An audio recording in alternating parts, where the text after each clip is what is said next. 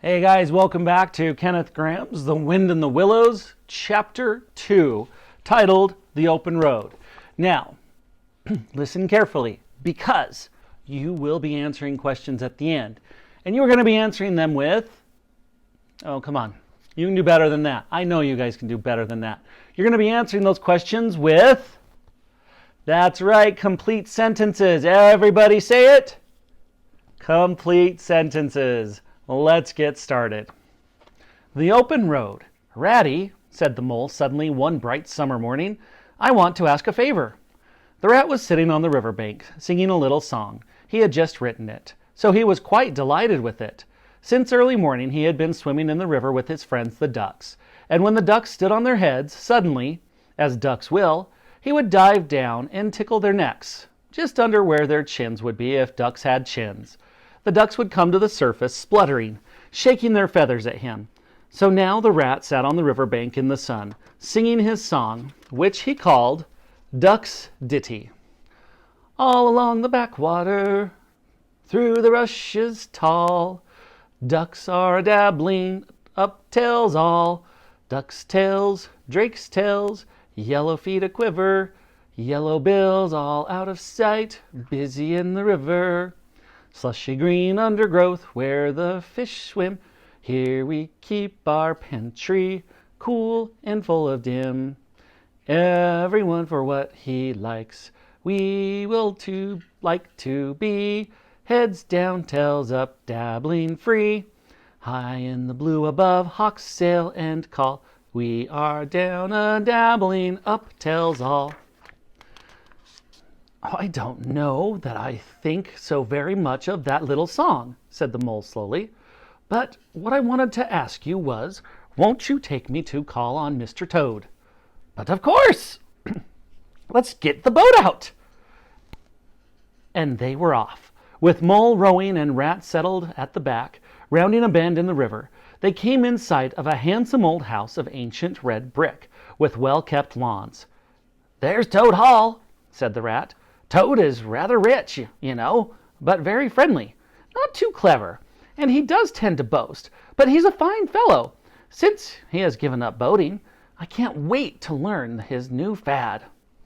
Hooray! Toad cried, jumping up from his chair and seeing them. This is splendid! He shook their paws warmly and danced about them, without waiting to be introduced to the mole. Delightful residence, remarked the mole. Finest house on the river, boasted Toad.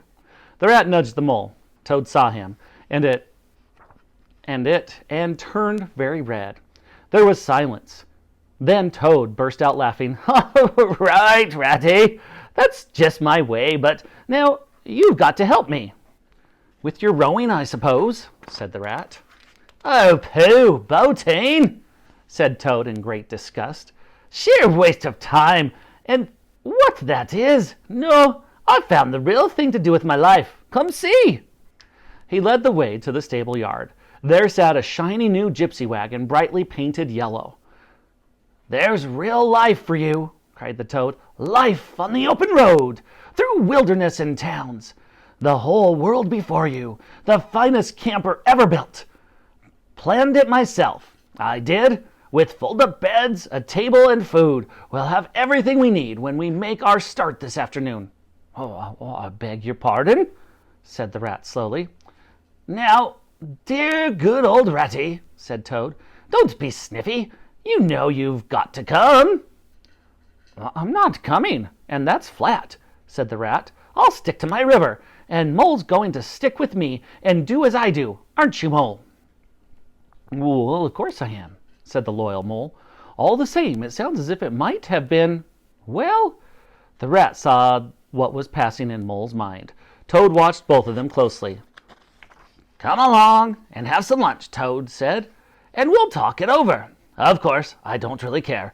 I only want to give pleasure to you fellows. Live for others.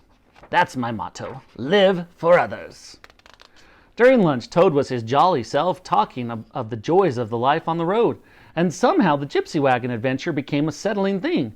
The happy Toad let his friends round up the old gray horse while he loaded hay in the wagon. Then they set off, all talking at once, It was a golden afternoon. Birds whistled. Travelers called out, "Good day!" Waving rabbits said, "Oh my! Oh my!" Late that night, miles from home, Toad climbed into bed and said, "This is the real life for a gentleman. You talk about your old river." "I don't talk about my river," replied the rat, "but I think about it," he said sadly, "all the time." The mole whispered, "I'll do whatever you like, Ratty. Shall we run off in the morning and go back to our old dear hole in the river?" "No, no," whispered the rat. "I should stick by Toad. It wouldn't be safe for him alone. This trip won't last long. His fads never do. Good night." And indeed, the trip did not last long. The Toad slept soundly, well into the next morning. The rat fed the horse, lit a fire, cleaned the dishes, and got things ready for breakfast. The mole hiked off to the nearest village for milk and eggs that Toad had forgotten to pack. By the time Toad awoke to eat the breakfast, the hard work had all been done. He stretched and groaned, "This is the gentleman's life."